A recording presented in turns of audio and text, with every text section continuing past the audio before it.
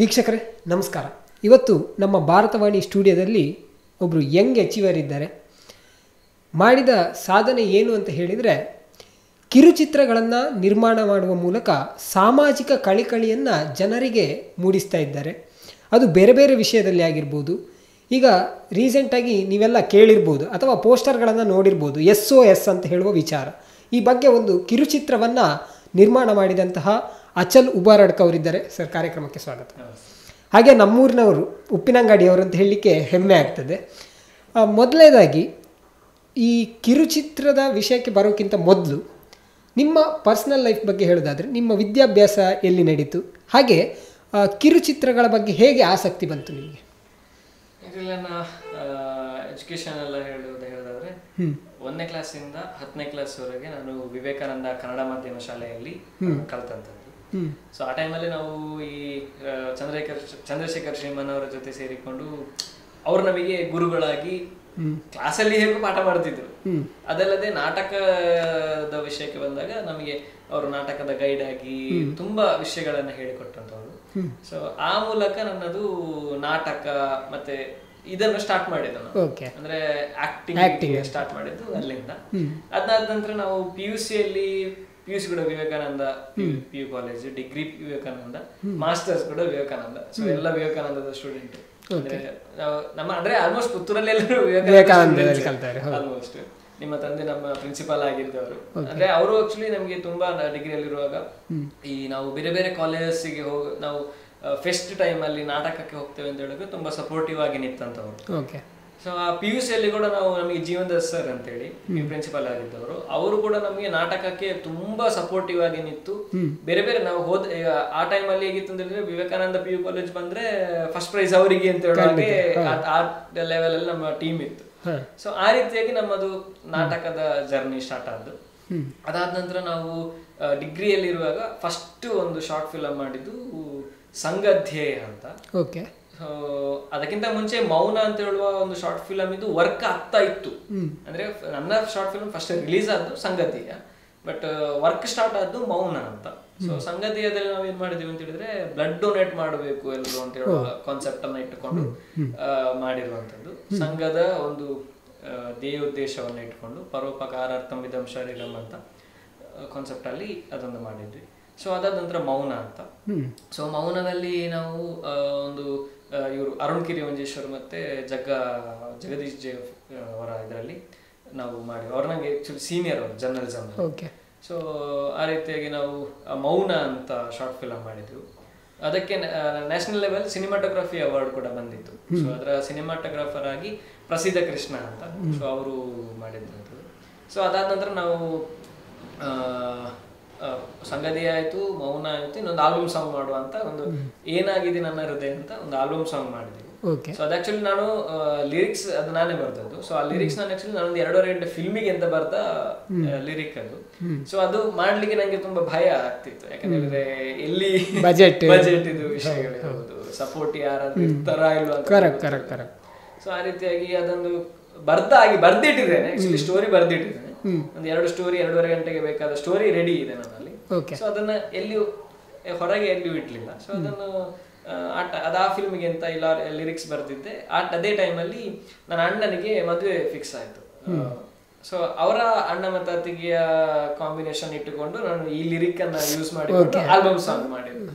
So ಏನಾಗಿದೆ ನನ್ನ ಹೃದಯ ಅಂತ.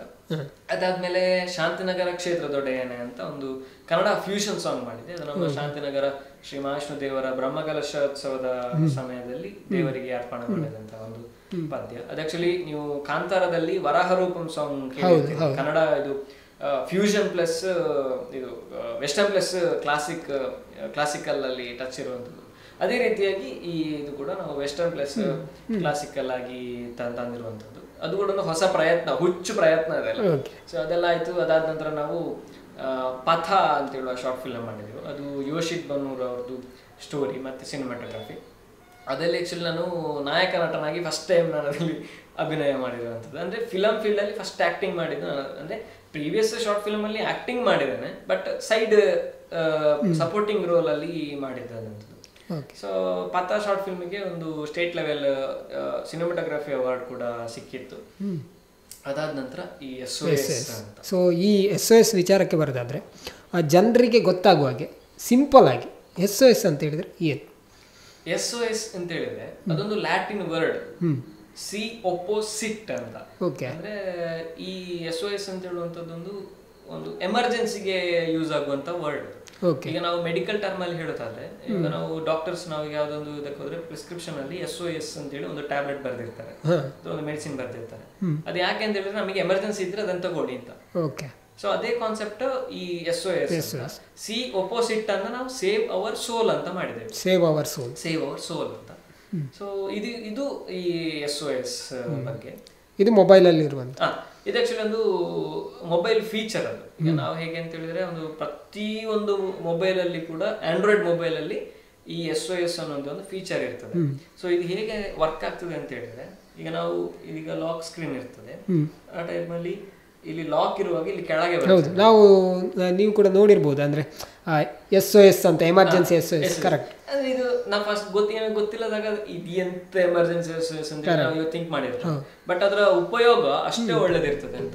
ಅಂದ್ರೆ ಈ SOS ನಮಗೆ ಯಾವುದೇ ನೆಟ್ವರ್ಕ್ ಇಲ್ಲದ ಪ್ಲೇಸ್ ಅಲ್ಲಿ ಇರಬಹುದು, ಅಥವಾ ಇನ್ ಕೇಸ್ ನಾವು ಈಗ ಒಂದು ಎಕ್ಸಾಂಪಲ್ ಹೇಳುದಾದ್ರೆ, ಒಂದು ಮನೆಗೆ ದರೋಡೆಗೆ ಬರ್ತಾರೆ, ಕಳ್ಳರು ಬರ್ತಾರೆ. ಆ ಟೈಮಲ್ಲಿ ನಮ್ಮ ಎಂತ ಮಾಡ್ಬೇಕು ನಾವು ಅಂತೇಳಿ ಕೈಕಾಲ ಆಡದ ಸಮಯದಲ್ಲಿ ಜಸ್ಟ್ ಈ ಪವರ್ ಬಟನ್ ಅನ್ನ ಟಕ್ ಟಕ್ ಟಕ್ ಅದ 3 ಸಲ ಒತ್ತಿದ್ರೆ ನಾವು ಅದರಲ್ಲಿ ಆಡ್ ಮಾಡಿದ ನಂಬರ್ಗಳಿಗೆ ಪ್ಲಸ್ 112ಗೆ ನಾವು ಇರುವ ಎಕ್ಸಾಕ್ಟ್ ಲೊಕೇಶನ್ ಶೇರ್ ಆಗ್ತದೆ.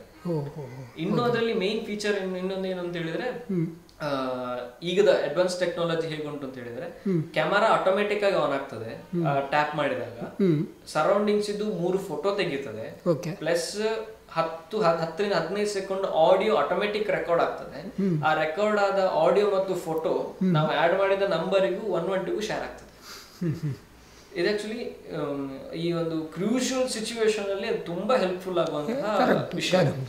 ಈಗ ಎಷ್ಟೋ ಮನೆಯಲ್ಲಿ ಈ ಹುಡುಗಿಯರು ಬೇಕರಿಯಲ್ಲಿ ಇರ್ಬೋದು, ಅಥವಾ ಬೇರೆ ಬೇರೆ ಡ್ರೆಸ್ ಅಂಗಡಿಯಲ್ಲಿ ಇರ್ಬೋದು, ಅಥವಾ ಬೇರೆ ಯಾವುದೋ ಒಂದು ಶಾಪ್ ಅಲ್ಲಿ ಇರ್ಬೋದು, ಕೆಲಸ ಮಾಡಿ ರಾತ್ರಿ ಒಂದು 7 ಗಂಟೆ 8 ಗಂಟೆ ಹೊತ್ತಿಗೆ ಮನೆಗೆ ಹೋಗ್ತಾರೆ. ಕೆಲವು ಹುಡುಗಿಯರು 9 ಗಂಟೆ ಮೇಲೆ ಮನೆಗೆ ಹೋಗುವವರಿದ್ದಾರೆ. ಆ ಸಮಯದಲ್ಲಿ ರಾತ್ರಿ ಬಸ್ನಲ್ಲಿ ಡ್ರಿಂಕ್ಸ್ ಮಾಡಿದವರ ಕಾಟ ಇರ್ಬೋದು, ಅಥವಾ ಈ ಪೋಲಿಗಳ ಕಾಟ ಇರ್ಬೋದು. ನಾವು ಫಿಲ್ಮ್ ಅಲ್ಲಿ ತೋರಿಸಿದಾಗೆ ಎಂತವ್ರು ಇರ್ತಾರೆ ನಮ್ಮ ಸಮಾಜದಲ್ಲಿ.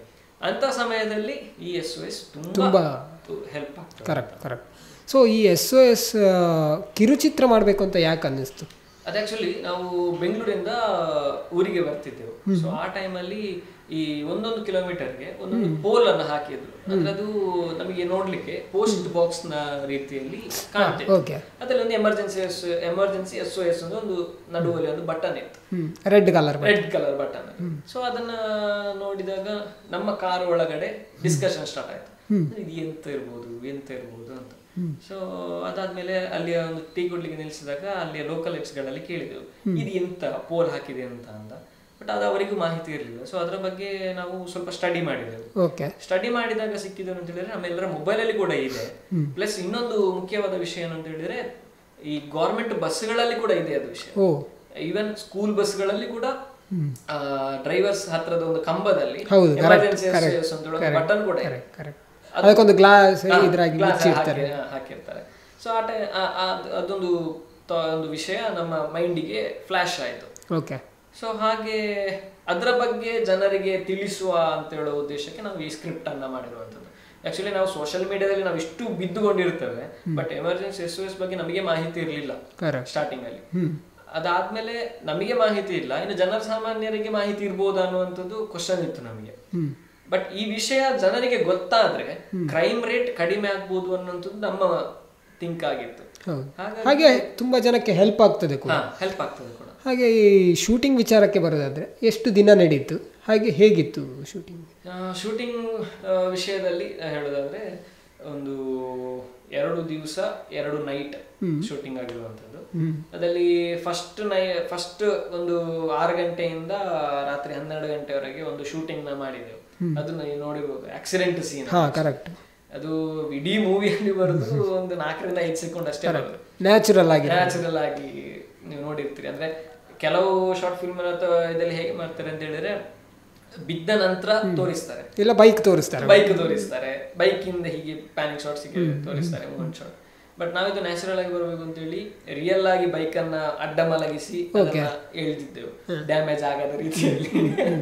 ಬಜೆಟ್ ಪ್ರಾಬ್ಲಮ್ ಮತ್ತೆ ಹಾಗೆ ಪುನಃ ಅದನ್ನ ಅಂದ್ರೆ ಈಗ ಹುಡುಗ ಬಿದ್ದ ನಂತರ ರೋಡಲ್ಲಿ ಎಳ್ಕೊಂಡು ಹೋಗ್ಬೇಕಲ್ಲ, ಸೊ ಅದೇ ರೀತಿಯಾಗಿ ರೋಡಲ್ಲಿ ಅವನನ್ನು ಎಳ್ಕೊಂಡು ಹೋಗುವಾಗೆ ಶೂಟ್ ಮಾಡಿದೆವು. ಸೊ ಅದಕ್ಕೆ ನಾವು ಸೇಫ್ಟಿ ಪ್ರಿಕಾಷನ್ಸ್ ತುಂಬಾ ತಗೊಂಡಿದ್ದೇವೆ, ಅಂದ್ರೆ ಗಾಡಿಗೂ ಡ್ಯಾಮೇಜ್ ಆಗಬಾರ್ದು, ಬಾಡಿಗೂ ಡ್ಯಾಮೇಜ್ ಆಗಬಾರ್ದು ಅಂತ. ಹಾಗೆ ಅದೆಲ್ಲ ತಗೊಂಡು ನಾವು ಅದನ್ನ ಶೂಟಿಂಗ್ ಮಾಡಿದೆವು. ಮತ್ತೆ ನಮಗೆ ಸಪೋರ್ಟಿವ್ ಆಗಿ ನಿಂತದ್ದು ಉಪ್ಪಿನಂಗಡಿಯ ಶ್ರೀ ದುರ್ಗ ಟೆಕ್ಸ್ಟೈಲ್ಸ್ ಮತ್ತು ಫ್ಲೇವರ್ಸ್ ಐಸ್ ಕ್ರೀಮ್ ಅಂತೇಳಿ, ಸಚಿನ್ ಅಂತೇಳಿ ಅವರ, ಮತ್ತೊಂದು ಮೋಹನ್ ಚೌಧರಿ ಅಂತ. ಸೊ ಇವರಿಬ್ರು ನಮಗೆ ಫಿನಾನ್ಷಿಯಲಿ ಸ್ವಲ್ಪ ಸಪೋರ್ಟಿವ್ ಆಗಿ ನಿಂತರು, ಪ್ಲಸ್ ಅವರ ಲೊಕೇಶನ್ ಅಲ್ಲಿ ನಮಗೆ ಶೂಟಿಂಗ್ ಕೂಡ ಅವಕಾಶ ಕೊಟ್ಟಿದ್ರು. ಸೊ ಇದಿಷ್ಟು ನಮ್ಮದು ಶೂಟಿಂಗ್ ಜರ್ನಿ. ಒಂದು ನೈಟ್ ಶೂಟ್ ಅಲ್ಲಿ ಒಂದು ದಿವಸದ್ದು ಕತೆ ಏನಾಯ್ತು ಅಂತ ಹೇಳಿದ್ರೆ, ಆ ಟೈಮಲ್ಲಿ ನಮ್ಮ BC ರೋಡ್ ಅಲ್ಲಿ ಗಲಾಟೆ ನಡೀತಿತ್ತು, ಹಿಂದೂ ಮುಸ್ಲಿಮ್ದು ಗಲಾಟೆ ಇತ್ತಂತ ಸಮಯ ಅದು. ಉಪ್ಪಿನಂಗಡಿ ಹೇಳುವಂಥದ್ದು ತುಂಬಾ ಸೂಕ್ಷ್ಮ ಪ್ರದೇಶ, ಅಲ್ಲಿ ತುಂಬಾ ಕಿರಿಕಿರಿಗಳು ನಡೀತಾ ಇರ್ತದೆ ಅಂದ್ರೆ ಈ ತರದ ವಿಷಯಗಳು ಬಂದಾಗ. ಸೊ ಆ ಟೈಮಲ್ಲಿ ಶೆಡ್ಯೂಲ್ ಆಗಿತ್ತು ನಮ್ಮ ಶೂಟಿಂಗ್. ಆ ಟೈಮಲ್ಲಿ BC ರೋಡ್ನ ಗಲಾಟೆಯಿಂದಾಗಿ ಕರ್ಫ್ಯೂ ಹಾಕುದಾ ಬೇಡವಾ ಅಂತ ಒಂದು ಗೊಂದಲದಲ್ಲಿ ಇದ್ದ ಟೈಮ್ ಅದು. ಆ ಟೈಮಲ್ಲಿ ಶೆಡ್ಯೂಲ್ ಆಗಿತ್ತು. ನಮ್ಮ ಆರ್ಟಿಸ್ಟ್ ಒಬ್ರು ಮಂಗಳೂರಿಂದ ಹೊರಟು ಬರ್ತಾ ಇದ್ದಾರೆ ಉಪ್ಪಿನಂಗಡಿ ಸೈಡ್ಗೆ. ಸೊ ಆ ಟೈಮಲ್ಲಿ BC ರೋಡ್ಗಳು ಬ್ಲಾಕ್ ಆಗಿತ್ತು. ಸೊ ಆ ಟೈಮಲ್ಲಿ ನಾವು ಡಿಪಾರ್ಟ್ಮೆಂಟಿಗೆ ಹೋಗಿ ಕೇಳಿದೆವು, ಉಪ್ಪಿನಂಗಡಿ ಸ್ಟೇಷನ್ಗೆ ಹೋಗಿ ಕೇಳುವಾಗ ನಮಗೆ ಆ್ಯಕ್ಚುಲಿ ವಿಷಯ ಇತ್ತಲ್ಲ, ಅಂದರೆ SP ಸರ್ ಹೇಳಿದ್ರು, ಅಂದರೆ ಈ ಫಿಲ್ಮಿಗೆ ಏನೇ ಹೆಲ್ಪ್ ಬೇಕಾದರೂ ಸ್ಟೇಷನಿಂದ ಮಾಡಬೇಕು ಅನ್ನೋಂಥ ಒಂದು ಅವರು ಗೈಡ್ಲೈನ್ಸ್ ಕೊಟ್ಟಿದ್ರು. ಅದೇ ರೀತಿಯಾಗಿ ಉಪ್ಪಿನಂಗಡಿ ಸ್ಟೇಷನಿಂದ ನಮಗೆ ಒಬ್ರು ಮೋಹನ್ ಅಂತ ಒಬ್ರು ಪೊಲೀಸನ್ನು ನಮಗೆ ಇನ್ಚಾರ್ಜ್ ಆಗಿ ಕೊಟ್ಟರು. ಸೊ ಆ ಟೈಮಲ್ಲಿ ಅವರು ಈ ಕೆಲವು ಪೊಲೀಸ್ ಬಿಹೇವಿಯರ್ಗಳನ್ನ, ಮ್ಯಾನರಿಸಮ್ಗಳನ್ನ ಅವರು ನಮಗೆ ಹೇಳಿಕೊಟ್ರು, ತುಂಬಾ ಹೇಳಿಕೊಟ್ರು. ಮತ್ತೊಂದು ಎಂತ ಹೇಳಿದ್ರೆ, ನಮ್ಮ ಟೀಮಲ್ಲಿ ಹುಡುಗಿಯರು ಇದ್ರು, ಅಂದ್ರೆ ಅಸಿಸ್ಟೆಂಟ್ ಡೈರೆಕ್ಟರ್ ಆಗಿ ಸಿಂಚನಾ ಅಂತ, ಅವರು ಕೂಡ ಅದರಲ್ಲಿ ವರ್ಕ್ ಮಾಡಿದ ಕಾರಣ ಅವರು ಪ್ರೊಟೆಕ್ಷನ್ ಬೇಕಿತ್ತು ನಮಗೆ, ಅಂದ್ರೆ ಆ ಕ್ರೂಷಿಯಲ್ ಟೈಮ್ ಕೂಡ ಹಾಗೆ ಇತ್ತು ನಮಗೆ. ಹಾಗಾಗಿ ಪ್ರೊಟೆಕ್ಷನ್ಗೂ ನಮಗೆ ಡಿಪಾರ್ಟ್ಮೆಂಟ್ ಇಂದ ತುಂಬಾ ಹೆಲ್ಪ್ ಆಗಿತ್ತು. ಈ ಮೇಕಿಂಗ್ ಇದೆ ಒಂದು ಶಾರ್ಟ್ ಫಿಲ್ಮ್ ಮಾಡ್ಬೋದು, ಯಾಕಂದ್ರೆ ಅಷ್ಟು ಅನುಭವಗಳು ಉಂಟು ಅಂತ ಹೇಳ್ಬೋದು. ತುಂಬಾ ಅನುಭವಗಳು ನಮಗೆ ಈ ಒಂದು SOS ಫಿಲ್ಮ್ ಅಲ್ಲಿ ಸಿಕ್ಕಿದೆ. ಓಕೆ. ಸೊ ಈ ಅಂದರೆ ಡಿಪಾರ್ಟ್ಮೆಂಟ್ ಸಪೋರ್ಟ್ ಹೇಗಿತ್ತು, ಟೋಟಲಿ ಡಿಪಾರ್ಟ್ಮೆಂಟ್ ಸಪೋರ್ಟ್ ನಿಮಗೆ ಹೇಗಿತ್ತು ಅಂತ? ನಾವು ಈ SOS ಇದೊಂದು ಬೇಸ್ ಸ್ಕ್ರಿಪ್ಟ್ ಮಾಡಿದ ನಂತರ ನಾನು ಉಪ್ಪಿನಂಗಡಿ ಸ್ಟೇಷನ್ಗೆ ಅಪ್ರೋಚ್ ಆದೆ. ಯಾಕೆಂತ ಹೇಳಿದ್ರೆ ನಮಗೆ ಅದರಲ್ಲಿ ಪೊಲೀಸ್ ಗಾಡಿ 112 ಗಾಡಿ ಬೇಕಿತ್ತು, ಪ್ಲಸ್ ನಾನು ಈಗಾಗಲೇ ಹೇಳಿದಾಗೆ ನೈಟ್ ಶೂಟ್ ಇದ್ದ ಕಾರಣ ಪ್ರೊಟೆಕ್ಷನ್ ಕೂಡ ಬೇಕಿತ್ತು ನಮಗೆ. ಅಂದ್ರೆ ಆ ಶೂಟಿಂಗ್ ಪ್ಲಾನ್ ಮಾಡೋ ಟೈಮಲ್ಲಿ ಯಾವುದೇ ಗೊಂದಲಗಳು ಗಲಾಟೆಗಳು ಇರಲಿಲ್ಲ, ಬಟ್ ಆದ್ರೂ ಕೂಡ ನಮಗೆ ನೈಟ್ ಶೂಟ್ ನಾವು ಎಷ್ಟು ಹೊತ್ತು ಹಾಕ್ಬೋದು ಅಂತ ಗೊತ್ತಿಲ್ಲ ಈ ನೈಟ್ ಶೂಟ್ ಮುಗಿಯುವಾಗ. ಸೊ ಆ ಟೈಮಲ್ಲಿ ನಾವು ಡಿಪಾರ್ಟ್ಮೆಂಟ್ ಅನ್ನ ಕೇಳಿದಾಗ Uppinangadi circle inspector Ravi BS ಅಂತ, ಸೊ ಅವರಲ್ಲಿ ಈ ವಿಷಯವನ್ನು ಫಸ್ಟ್ ಹೇಳಿದೆ, ಹೀಗೆ ಒಂದು ಕಾನ್ಸೆಪ್ಟ್ ಇದೆ ಸರ್ ಅಂತ, ನಿಮ್ಮ ಸಪೋರ್ಟ್ ಬೇಕು ಅಂತ. ಅದಕ್ಕೆ ಅವ್ರು ಹೇಳಿದ್ರು 112 ಗಾಡಿ ಕೊಡಬೇಕು ಅಂತ ಹೇಳಿ, ಅಂದರೆ ನೀವು ಯತೀಶ್ ನಮ್ಮ ದಕ್ಷಿಣ ಕನ್ನಡ ಜಿಲ್ಲಾ SP ಅವರಾಗಿ ಇದ್ದಾರೆ ಈಗ, ಸೊ ಅವರಲ್ಲಿ ನೀವು ಮಾತಾಡಬೇಕು ಅಂತ ಹೇಳಿದರು. ಸೊ ಹಾಗಾಗಿ ಅವರೇ ಅಪಾಯಿಂಟ್ಮೆಂಟ್ ತೆಗಿಸಿ ನಮ್ಮನ್ನಲ್ಲಿ ಕಳಿಸಿಕೊಟ್ರು. ಸೊ ಅಲ್ಲಿ ಹೋಗಿ ನಾವು ಮಾತಾಡಿದೆವು. ಅಂದರೆ ಅವರು ಒಂದು ಮೀಟಿಂಗಲ್ಲಿದ್ದ ಕಾರಣ ನಮಗೆ ಅವರ ಮೀಟಿಂಗ್ ಮುಗಿಸಿ ನಮಗೆ ಸಿಕ್ಕಿದ್ರು. ನಾವು ಈ ಕಾನ್ಸೆಪ್ಟನ್ನು ಎಕ್ಸ್ಪ್ಲೇನ್ ಮಾಡಿದೆ ನಾನು. ಸೊ ನಾನು ಮತ್ತೆ ತಂದೆ ಹೋಗಿದ್ವಿ, ಎಕ್ಸ್ಪ್ಲೇನ್ ಮಾಡಿದ ನಂತರ ಅವರಿಗೆ ಕಾನ್ಸೆಪ್ಟ್ ಇಷ್ಟ ಆಯಿತು. ನಾವೊಂದು ಲೆಟರ್ ತಗೊಂಡು ಹೋಗಿದ್ವಿ, ಅಂದರೆ ಅದರಲ್ಲಿ 112 ಗಾಡಿ ಬೇಕು, ಮತ್ತು ನೈಟ್ ಶೂಟಿಗೆ ಪ್ರೊಟೆಕ್ಷನ್ ಬೇಕು ಮತ್ತು ಪರ್ಮಿಷನ್ ಬೇಕು ಅಂತ. ಇನ್ ಕೇಸ್ ನಮಗೆ ಎಲ್ಲಾದರೂ ಆ ಸೀನ್ ರಿಕ್ವೈರ್ಮೆಂಟ್ ಇದ್ದರೆ ಸ್ಟೇಷನಲ್ಲಿ ಕೂಡ ನಮಗೆ ಶೂಟಿಂಗ್ ಮಾಡುವಾಗೆ ಬೇಕು ಅಂತೇಳಿ ಕೇಳಿದ್ದೆವು ಆ ಲೆಟರಲ್ಲಿ. ಸೊ ಅವರು ಇಮಿಡಿಯೇಟ್ ಆಗಿ ಕಾನ್ಸೆಪ್ಟ್ ಕೇಳಿದ ತಕ್ಷಣ ನೆಸೆಸರಿ ಆಕ್ಷನ್ ರಿಕ್ವೈರ್ಡ್ ಅಂತೇಳಿ ಬರೆದು ಉಪ್ಪಿನಂಗಡಿ ಸ್ಟೇಷನ್ SI ಅವಿನಾಶ್ ಗೌಡ ಅಂತ ಅವರಿಗೆ ಅದನ್ನು ಕೊಟ್ಟೆ. ಅಂದರೆ ಈ ಟೀಮಿಗೆ ಏನೇ ಹೆಲ್ಪ್ ಬೇಕಾದರೂ ನೀವು ಅದನ್ನು ಮಾಡಿಕೊಡ್ಬೇಕು ಅಂತ ಹೇಳುವಾಗೆ ಕೊಟ್ಟರು. ಸೊ ಈ ಸೀನ್ SOS AU ಕ್ರಿಯೇಷನ್ಸ್ ಮತ್ತು ದಕ್ಷಿಣ ಕನ್ನಡ ಜಿಲ್ಲಾ ಪೊಲೀಸ್ ಇಲಾಖೆಯ ಸಹಯೋಗದೊಂದಿಗೆ ಬಂದಿರುವಂಥದ್ದು. ಓಕೆ. ಸೊ ಹಾಗೆ ಇನ್ನೊಂದು ಕೇಳಲ್ಪಟ್ಟ ಪ್ರಕಾರ ಏನಂತ ಹೇಳಿದರೆ, ನಮ್ಮ ಥಿಯೇಟ್ರ್ನಲ್ಲಿ ಪ್ರೀಮಿಯರ್ ಶೋ ಆದಂಥ ಒಂದು ಶಾರ್ಟ್ ಫಿಲ್ಮ್ ಇದ್ದರೆ ಅದು SOS ಅಂತ ಹೇಗೆ ಸಾಧ್ಯ ಆಯಿತು ಅಂತ? ಅದು ಆ್ಯಕ್ಚುಲಿ ನಾವು ಶೂಟಿಂಗ್ ಎಲ್ಲ ಕಂಪ್ಲೀಟ್ ಆಯಿತು. ಶೂಟಿಂಗ್ ಎಲ್ಲ ಕಂಪ್ಲೀಟ್ ಆದ ನಂತರ ನಾವು SP ಸರ್ಗೆ ಹೋಗಿ ಫಿಲ್ಮ್ ತೋರಿಸಿದೆವು. ಅಂದರೆ ಪೊಲೀಸ್ ಇಲಾಖೆಗೂ ನಮ್ಮಿಂದ ಮುಜುಗರ ಆಗ್ಬಾರ್ದು, ಹೌದು. ಅಂದ್ರೆ ನಾವು ಹೇಳಿಕೊಟ್ಟ ವಿಷಯ ಅವರಿಗೆ ಮುಜುಗರ ಆಗ್ಬಾರ್ದು ಅನ್ನೋ ಉದ್ದೇಶದಿಂದ ಅವರಿಗೆ ಫಿಲ್ಮ್ ತೋರಿಸಿದ್ರು. ಈಗ ನಾವು ತೋರಿಸುವಾಗ ಅವರೇ ಈ ಸೀನ್ ಅನ್ನು ಕಟ್ ಮಾಡು, ಈ ಸೀನ್ ಕಟ್ ಮಾಡು ಅಂತ ಹೇಳ್ತಾರೋ ಏನೋ ಅಂತ ಹೇಳುವ ಭಯದಲ್ಲಿ ನಾವು ಹೋದೆವು. ಅಂದ್ರೆ ಈ ಸೀನ್ ಕಟ್ ಮಾಡು ಅಂತ ಹೇಳಿದ್ರೆ ಏನ್ ಹೇಳ್ಬೇಕು, ಆ ತರದಾಗ ಎಂತ ಗೊತ್ತಿಲ್ಲ. ಅಂದ್ರೆ ಎಲ್ಲ ಪ್ರೊಸೆಸ್ ಮುಗ್ದಿದೆ, ಎಡಿಟಿಂಗ್ ಆಗಿದೆ, ಮ್ಯೂಸಿಕ್ಸ್ ಆಗಿದೆ, ಎಲ್ಲ ಮುಗ್ದ ನಂತರ ನಾವು ಹೋದದ್ದು ಅಲ್ಲಿಗೆ. ಹಾಗೆ ಅಲ್ಲಿ ಹೋದಾಗ ಇದನ್ನ ಕಟ್ ಮಾಡು ಅಂತ ಹೇಳ್ತಾರ ಏನೋ ಅಂತ ಹೇಳೋ ಥಿಂಕಿಂಗ್ ಅಲ್ಲಿ ಇದ್ದೆವು. ನಂತರ ಹೆಡ್ಫೋನ್ ಹಾಕಿ ಕೊಟ್ಟೆವು, ಲ್ಯಾಪ್ಟಾಪ್ ಅಲ್ಲಿ ಮೂವಿ ನೋಡಿದ್ರು. ಮೂವಿ ನೋಡಿದ ನಂತರ ಹೆಡ್ಫೋನ್ ತೆಗೆದಿಟ್ಟು ಕೈ ಕಟ್ಟಿ ಕೂತ್ರು. ನಾವು ಥಿಂಕ್ ಮಾಡೋದು ಈಗ ಕಂಪ್ಲೇಂಟ್ ಹೇಳ್ತಾರೆ, ಈಗ ಇದನ್ನ ತೆಗೀರಿ ಅಂತ ಹೇಳ್ತಾರೆ, ಹಾಗೆ ಥಿಂಕ್ ಮಾಡ್ತಿದ್ವಿ. ತೆಗೆದು ಅಂದ್ರೆ ಡೈರೆಕ್ಟ್ ಆಗಿ ಹೇಳಿದ್ರು ನಮ್ಮಿಂದ ಏನಾಗ್ಬೇಕು ನಿಮಗೆ ಅಂತ ಕೇಳಿದ್ರು. ಅವಾಗ ನಾವು ಮೊದಲೇ ಥಿಂಕ್ ಮಾಡಿದ್ದೆವು, ಅಂದ್ರೆ ಥಿಯೇಟರ್ ಅಲ್ಲಿ ಒಂದು ಪ್ರೀಮಿಯರ್ ಶೋ ಇಡುವ ಅಂತ. ಅಂದ್ರೆ ಥಿಯೇಟರ್ ಅಲ್ಲೇ ಅಂತೇಳಿ ಪ್ಲಾನ್ ಇರಲಿಲ್ಲ, ಒಂದು ಪ್ರೀಮಿಯರ್ ಶೋ ಇಡುವ ಅಂತ ಒಂದು ಪ್ಲಾನ್ ಇತ್ತು. ಯಾಕಂತ ಹೇಳಿದ್ರೆ ಪ್ರೀಮಿಯರ್ ಶೋ ಇಟ್ರೆ ನಾವು ಬೇರೆ ಬೇರೆ ಜನರನ್ನ ಇನ್ವೈಟ್ ಮಾಡ್ಲಿಕ್ಕೆ ಆಗ್ತದೆ, ಇನ್ಫ್ಲುಯೆನ್ಸರ್ಸ್ ಇರ್ಬೋದು, ಆಕ್ಟರ್ಸ್ ಇರ್ಬೋದು, ಬೇರೆ ಬೇರೆ ಇನ್ವೈಟ್ ಮಾಡ್ಲಿಕ್ಕೆ ಆಗ್ತದೆ ಅಂತ ಹೇಳುವ ಉದ್ದೇಶದಿಂದ ಪ್ರೀಮಿಯರ್ ಶೋ ಇಡುವನ ಅಂತ ಪ್ಲಾನ್ ಇತ್ತು. ಸೊ ಅದನ್ನ ಹೇಳಿದೆವು ನಾವು SP ಸರ್ ಹತ್ರ. ಸರ್ ಹೀಗೆ ನಾವೊಂದು ಥಿಯೇಟರ್ ಅಲ್ಲಿ ಇಟ್ರೆ ಏನು ಸರ್ ಅಂತೇಳಿ ಕ್ವಶನ್ ಹಾಕಿದೆವು. ಯಾಕೆ ಕೇಳಿದ್ರು, ಅದೇ ಈ ಉದ್ದೇಶವನ್ನ ಹೇಳಿದೆವು ನಾವು. ಹಾಗಾದ್ರೆ ಆಗ್ಬೋದು, ಅಂದ್ರೆ ಅಲ್ಲಿಯ ಖರ್ಚು ನಾವು ನೋಡಿಕೊಳ್ತೇವೆ ಅಂತ ಹೇಳುವಾಗೆ ಹೇಳಿದ್ರು. ಸೊ ಥಿಯೇಟರ್ನ ಖರ್ಚು ಫುಲ್ ಡಿಪಾರ್ಟ್ಮೆಂಟ್ ಅನ್ನೇ ನೋಡಿಕೊಂಡದ್ದು. ಅದು ನಿಮ್ಗೆ ತುಂಬಾ ಹೆಲ್ಪ್ ಆಯ್ತು. ತುಂಬಾ ಹೆಲ್ಪ್ ಆಯ್ತು ನಮಗೆ. ಅಲ್ಲಿ ಆಕ್ಚುಲಿ ದೊಡ್ಡ ಬಜೆಟ್ ಅದೇ ಥಿಯೇಟರ್ ಅನ್ನ ತಗೊಳ್ಳೋದು. ಅಂಡ್ ಈ SOS ಇಂದ ನಮಗೆ ಇನ್ನೊಂದು ವಿಷಯ ಗೊತ್ತಾದ್ದೇನು ಅಂತ ಹೇಳಿದ್ರೆ, ಥಿಯೇಟರ್ ಅಲ್ಲಿ MP4 ಸಪೋರ್ಟ್ ಆಗೋದಿಲ್ಲ, ಅದು JPEG ಅಲ್ಲಿ ರನ್ ಆಗುವಂಥದ್ದು, J2 ಗೆ ಕನ್ವರ್ಟ್ ಆಗಬೇಕು ಅನ್ನೋಂಥದ್ದು ಕೂಡ ಟೆಕ್ನಿಕಲ್ ಆಗಿ ನಾವು ಗೊತ್ತಿರಲಿಲ್ಲ ನಮಗೆ. ಅಂದ್ರೆ ಈ ಥಿಯೇಟರ್ ಎಕ್ಸ್ಪೀರಿಯನ್ಸ್ ನಮಗೆ ಮೊದಲೇ ಇರಲಿಲ್ಲ, ಹಾಗಾಗಿ ಅಷ್ಟು ಅದರ ಬಗ್ಗೆ ನಾವು ತಲೆ ಕೂಡ ಕೊಟ್ಟಿರಲಿಲ್ಲ. ಸೊ ಇದರಿಂದಾಗಿ ಕೆಲವು ಟೆಕ್ನಿಕಲ್ ವಿಷಯಗಳನ್ನ ನಮ್ಮ ತಂಡ ಕಲೀಲಿಕ್ಕೆ ಸಿಕ್ಕಿತ್ತು. ಸೊ ಈಗ SOS ಸಿನಿಮಾ ರಿಲೀಸ್ ಆಗಿದೆ, ಯೂಟ್ಯೂಬ್ ಚಾನಲಲ್ಲಿ ವ್ಯೂಸ್ಗಳನ್ನು ಪಡಿತಾ ಇದೆ. ಇದರ ಬಗ್ಗೆ ಜನಾಭಿಪ್ರಾಯ ಹೇಗುಂಟು? ಅಂದರೆ ಜನರಿಗೆ ನಿಜವಾಗ್ಲೂ ಈಗ ಅರ್ಥ ಆಗಿದೆಯಾ SOS? ಅರ್ಥ ಆಗಿದ ಕೇಳಿದ್ರೆ ಗೊತ್ತಿಲ್ಲ. ಯಾಕೆಂತ ಹೇಳಿದ್ರೆ ನಾವು ಅಂದುಕೊಂಡಂತ ಒಂದು ದೊಡ್ಡ ಮಟ್ಟದಲ್ಲಿ ಯಶಸ್ಸು ಸಿಗ್ಬೋದು ಅಂತ ಅನ್ಕೊಂಡಿದ್ದೆವು. ಅಷ್ಟು ಸಿಗ್ಲಿಲ್ಲ, ಬಟ್ ತೊಂದರೆ ಇಲ್ಲ, ನಮ್ಗೆ ನಮ್ಮ ಸರೌಂಡಿಂಗ್ಸಿನ ಜನರನ್ನ ನಾವು ರೀಚ್ ಆಗಿದ್ದೇವೆ.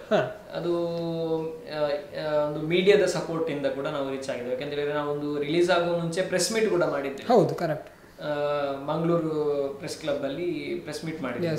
ಸೊ ಆ ಟೈಮಲ್ಲಿ ನ್ಯೂಸ್ ಕೂಡ ಕವರೇಜ್ ಆಗಿತ್ತು. ಪ್ಲಸ್ ಮೂವಿ ರಿಲೀಸ್ ಆದ ನಂತರ ಬೇರೆ ಬೇರೆ ಕಾಲಮಿಸ್ಟ್ಗಳು ಫೇಸ್ಬುಕ್ ಅಲ್ಲಿ ಕೂಡ ಒಂದು ಆರ್ಟಿಕಲ್ಸ್ ಅನ್ನ ಬರ್ತಿದ್ದಾರೆ. ಅದರಿಂದ ಜನರನ್ನ ರೀಚ್ ಆಗ್ಲಿಕ್ಕೆ ಆಯ್ತು. ರಿಲೀಸ್ ಆದ ನಂತರ ಅದ್ರಿಗೆ ರಿಲೀಸಿಂಗ್ ಟೈಮಲ್ಲಿ ಹೇಗಾಯ್ತು ಅಂತ ಹೇಳಿದ್ರೆ, ಯೂಟ್ಯೂಬ್ ಅಲ್ಲಿ ಲೈವ್ ಹೋಗ್ತಾ ಇರ್ತದೆ, ಪ್ರೀಮಿಯರ್ ಆಗ್ತಾ ಇರ್ತದೆ. ಆ ಟೈಮಲ್ಲಿ ಪ್ರೀಮಿಯರ್ ಮುಗಿಯುವುದ್ರೊಳಗೆ ನಮಗೆ ಸುಮಾರು 1,000 ವ್ಯೂಸ್ ಬಂದಾಗಿದೆ. ಸೊ ಅವಾಗ ಥಿಂಕ್ ಮಾಡಿದ್ದೇನೆ ಅಂತ ಹೇಳಿದ್ರೆ, ನಾವು ಮಾಡಿದ ಕೆಲಸ ಜನರಿಗೆ ರೀಚ್ ಆಗ್ತಾ ಇದೆ ಅನ್ನುವಂಥದ್ದು ಗೊತ್ತಾಯ್ತು. ಅಂದ್ರೆ ಜನಾಭಿಪ್ರಾಯ ಹೇಗಿತ್ತು? ಜನಾಭಿಪ್ರಾಯ ತುಂಬಾ ನಮಗೆ ಕೂಡ ಶಾಕಿಂಗ್ ಆಗಿತ್ತು. ಅಂದ್ರೆ ಈ ವಿಷಯ ನಮ್ಗೆ ಯಾರಿಗೂ ಗೊತ್ತೇ ಇರ್ಲಿಲ್ಲ. ನಮ್ಮ ಮೊಬೈಲ್ ಅಲ್ಲಿ ನಾನು ನೋಡ್ತಿದ್ದೆ, ಡೈಲಿ ನೋಡ್ತೇನೆ ನಾನು SOS ಅಂತ ಹೇಳಿ, ಆದ್ರೆ ಅದು ಎಂತ ಅಂತ ಗೊತ್ತಿಲ್ಲ.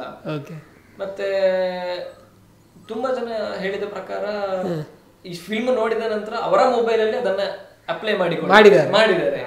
ಒಬ್ರು ಮಾಡಿದ್ರೆ ಅದು ನಿಮಗೆ ಸಕ್ಸಸ್.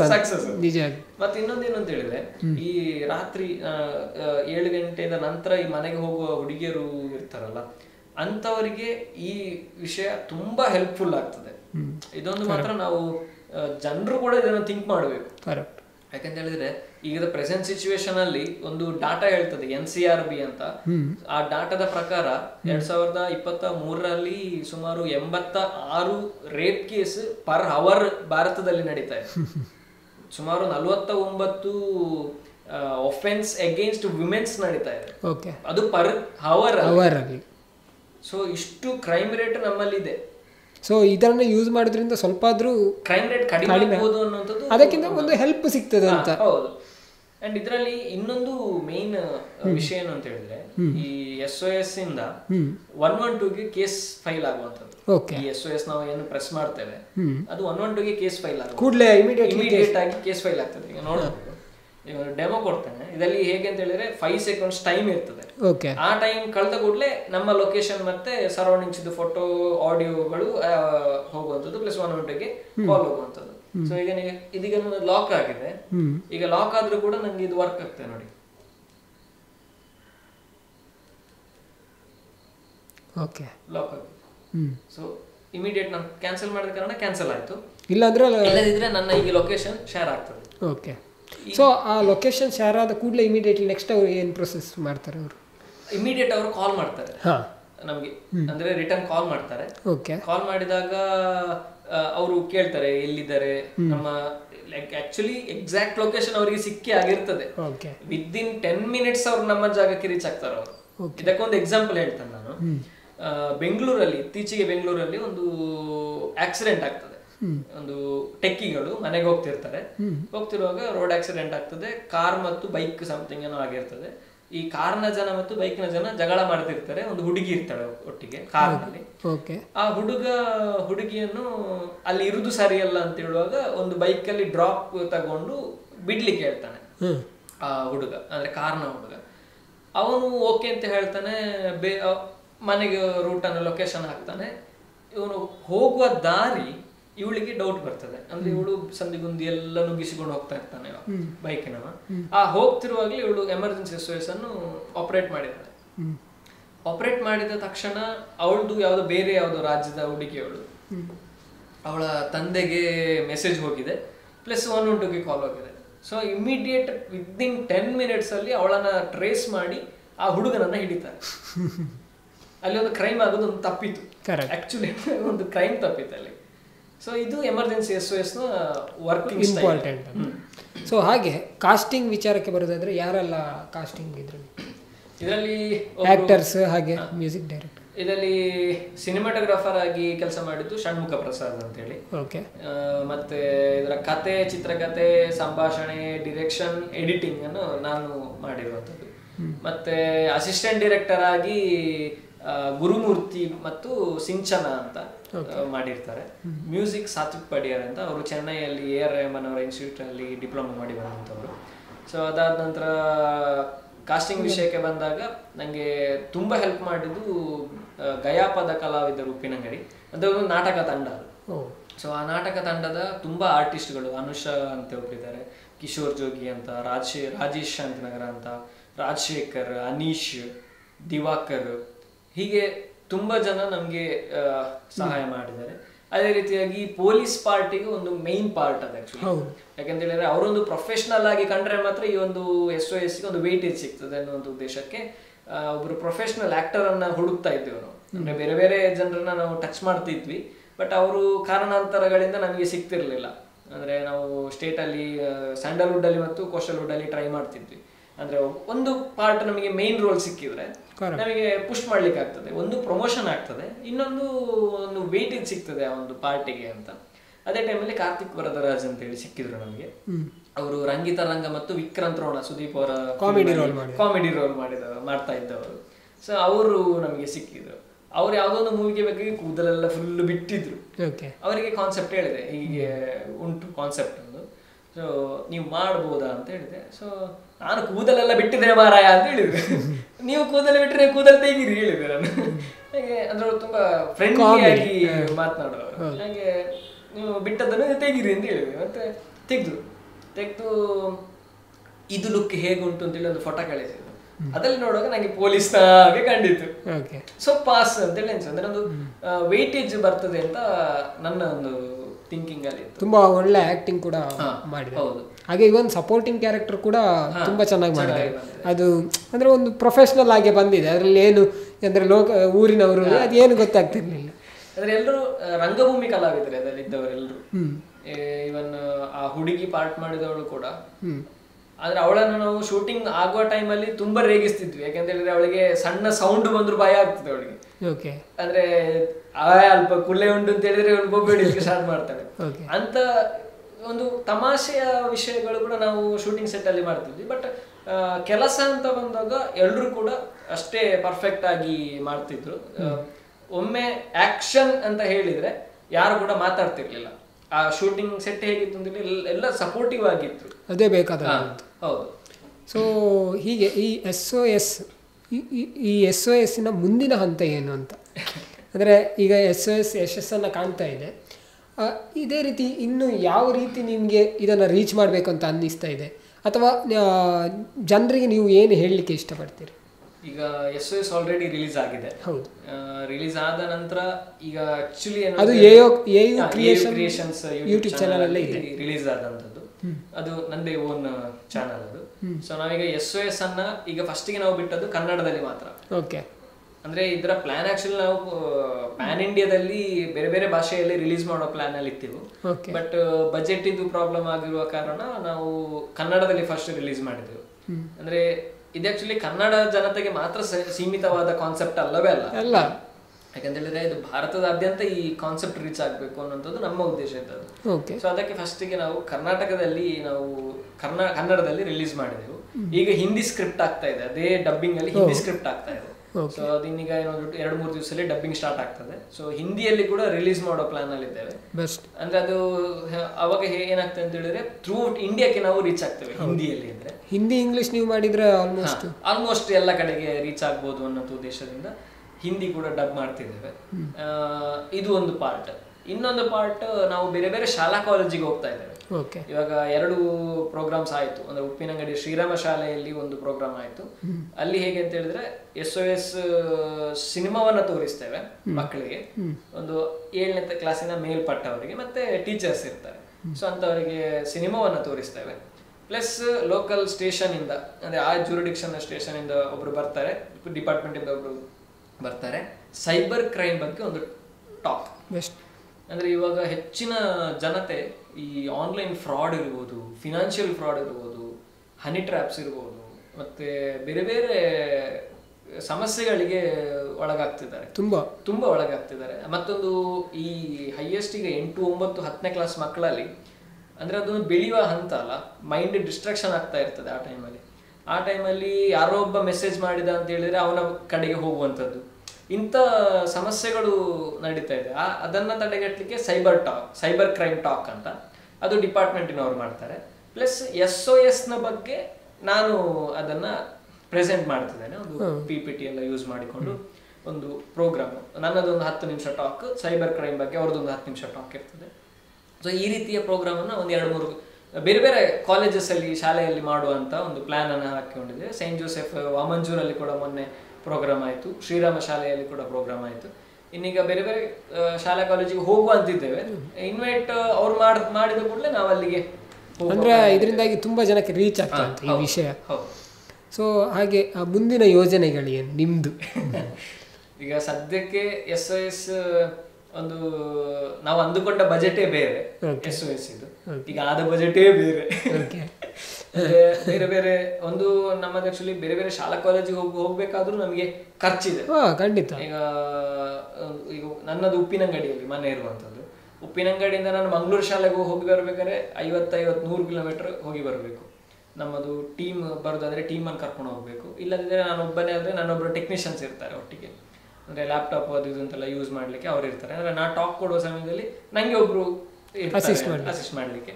ಸೊ ಆ ಟೈಮಲ್ಲಿ ಅವರು ಸಿಗ್ತಾರೆ ನಮಗೆ ಅಂತ. ಸೊ ಹೋಗ್ಲಿಕ್ಕೂ ಖರ್ಚಿದೆ ತುಂಬಾ. ಹಾಗಂತೇಳಿ ನಾವು ಅದನ್ನ ಯಾರ ಕೈದಲ್ಲಿ ತಗೊಳ್ಳೋದಿಲ್ಲ, ಯಾಕಂದ್ರೆ ಇದರಲ್ಲಿ ರೆವಿನ್ಯೂ ನಮಗೆ ಮುಖ್ಯ ಅಲ್ಲ. ಈ SOSನ ಕಂಟೆಂಟ್ ಮತ್ತು ಮೆಸೇಜ್ ಜನರಿಗೆ ರೀಚ್ ಆಗಬೇಕು. ಅದರಿಂದಾಗಿ ಜನರು ಎಜುಕೇಟ್ ಆಗಿ ಅವರ ಮೊಬೈಲಲ್ಲಿ SOS ಅನ್ನ ಅಳವಡಿಸಿಕೊಂಡ್ರೆ ಅದು ಅವರ ಕಷ್ಟ ಕಾಲದಲ್ಲಿ ಅದು ಹೆಲ್ಪ್ ಆಗ್ತದೆ ಅಂತ. ಸೊ 1 ವರ್ಷದ ಮಟ್ಟಿಗೆ ಇನ್ಯಾವುದೇ ಪ್ರಾಜೆಕ್ಟ್ ಇಲ್ಲ ಅಂತೇಳಿ ಥಿಂಕ್ ಮಾಡಿಟ್ಟಿದ್ದೇನೆ. ಅಂದ್ರೆ ಇದನ್ನೇ ನಾವು ಬೇರೆ ಬೇರೆ ಕಾಲೇಜಿಗೆ ಹೋಗುವ ಅಂತ. ಬಟ್ ಗೊತ್ತಿಲ್ಲ, ಅಂದ್ರೆ ಬೇರೆ ಏನಾದ್ರು ಇನ್ನೊಂದು ಕಾನ್ಸೆಪ್ಟ್ ಒಳ್ಳೇದು ಬಂದ್ರೆ ಖಂಡಿತ ಮಾಡುತ್ತೇವೆ ನಾವು. ಖಂಡಿತ ಮಾಡಿ ಅಂತ ಹೇಳೋದು. ಇದೇ ರೀತಿ ಬಹುಶಃ ಸಾಮಾಜಿಕ ಕಳಕಳಿ ಇರುವಂತಹ ಕಿರುಚಿತ್ರಗಳನ್ನು ಮಾಡ್ತಾ ಇರಿ. ಜೊತೆಗೆ ನೀವು ಕೂಡ SOS ಕಿರುಚಿತ್ರವನ್ನು ನೋಡಿದರೆ ಸಾಕು, ಅದೇ ಒಂದು ಸಹಕಾರ ಅಂತ. ಅಂದರೆ ನಿಮ್ಮ ಮುಂದಿನ ಹೆಜ್ಜೆಗಳಿಗಾಗಿರ್ಬೋದು ಅಥವಾ ಶಾಲೆಗಳಿಗೆ ಹೋಗಿದ್ದಾಗಿರ್ಬೋದು, ಇದಕ್ಕೆಲ್ಲ ಯಾವುದು ಸಹಕಾರ ಅಂತ ಹೇಳಿದರೆ ಬಹುಶಃ SOS ಅನ್ನು ನೋಡಿದರೆ ಅದೊಂದು ಸಹಕಾರ ಅಂತ ಹೇಳ್ಬೋದು. ಸೊ ದಯವಿಟ್ಟು ಯಾರೆಲ್ಲ ನೋಡಲಿಕ್ಕೆ ಬಾಕಿ ಇದೆ, ಅದು ಆಲ್ಮೋಸ್ಟ್ ದಕ್ಷಿಣ ಕನ್ನಡದಲ್ಲಿ ಎಲ್ಲರೂ ನೋಡಿರ್ತಾರೆ, ಆದರೆ ಇನ್ನೂ ಕೂಡ ಯಾರೆಲ್ಲ ನೋಡಲಿಕ್ಕೆ ಬಾಕಿ ಇದೆ ಪ್ರತಿಯೊಬ್ಬರಿಗೆ ನೋಡಿ ಹಾಗೆ ಇನ್ನೊಬ್ಬರಿಗೆ ಶೇರ್ ಮಾಡಿ. ಯಾಕಂತ ಹೇಳಿದರೆ ಅದೊಂದು ಇಂಪಾರ್ಟೆಂಟ್ ವಿಚಾರ. ನಿಮ್ಮ ಮೊಬೈಲಲ್ಲಿ ಇರಬೇಕಾದಂಥ ವಿಚಾರ. ಯಾಕಂತ ಹೇಳಿದರೆ ನೀವು ಪ್ರತಿದಿನ ನೋಡ್ತಾ ಇರುವಂಥದ್ದು, ಅದರ ಬಗ್ಗೆ ತಿಳ್ಕೊಳ್ಳೇಬೇಕಾದಂಥದ್ದು. ಹಾಗಾಗಿ ದಯವಿಟ್ಟು ಆ ಕಿರುಚಿತ್ರವನ್ನು ನೋಡಿ ಅಂತ ಹೇಳಿ ಕೇಳ್ಕೊಳ್ತೇನೆ. AU ಕ್ರಿಯೇಷನ್ಸ್ ಯೂಟ್ಯೂಬ್ ಚಾನಲ್ ಅಲ್ಲಿ ನಿಮ್ಗೆ ಸಿಗ್ತದೆ. ಅದೇ ರೀತಿಯಾಗಿ ನಿಮ್ಗೆ ಇನ್ಸ್ಟಾಗ್ರಾಮ್ ಅಲ್ಲಿ ನೋಡೋದಾದ್ರೆ ನಮ್ಮದು ಟೀಸರ್ ಎಲ್ಲ ಇನ್ಸ್ಟಾಗ್ರಾಮ್ ಅಲ್ಲಿ ಇದೆ. ಅಂದ್ರೆ ನನ್ನ ಅಚ್ಚಲು ಬರಡಕ ಅಥವಾ AU ಕ್ರಿಯೇಷನ್ಸ್ ಒಫಿಷಿಯಲ್ ಅಂತ ಹೇಳಿ ಹಾಕಿದ ಕೂಡಲೇ ನಿಮ್ಗೆ ಇನ್ಸ್ಟಾಗ್ರಾಮ್ ಅಲ್ಲಿ ಕೂಡ ಟೀಸರ್ ಸಿಗ್ತದೆ. ಸೊ ಅಲ್ಲಿ ಕೂಡ ಲಿಂಕ್ ಇದೆ, ಬೇಕಾದ್ರೆ ಅಲ್ಲಿಂದ ಹೋಗಿ ಲಿಂಕ್ ಅನ್ನ ಕ್ಲಿಕ್ ಮಾಡಬಹುದು. ಖಂಡಿತ. ಸೊ ಅಚಲ್ ಉರ್ಬಾರಡ್ಕ ಅವರು ಮುಂದೆ ಕೂಡ ಇದೇ ರೀತಿ ಸಾಮಾಜಿಕ ಕಳಕಳಿ ಹೊಂದಿರುವಂಥ ಕಿರುಚಿತ್ರ ಮಾಡಲಿ, ಜೊತೆಗೆ ಮುಂದೆ ದೊಡ್ಡ ಸಿನಿಮಾವೇ ಬರಲಿ, ಹಾಗೆ ನಾವು ಒಂದು ನೋಡುವಾಗೆ ಆಗಲಿ ಅಂತೇಳಿ ನಾನು ಶುಭ ಹಾರೈಸ್ತೇನೆ. ನಮಸ್ಕಾರ ಸರ್. ನಮಸ್ತೆ. ಧನ್ಯವಾದ.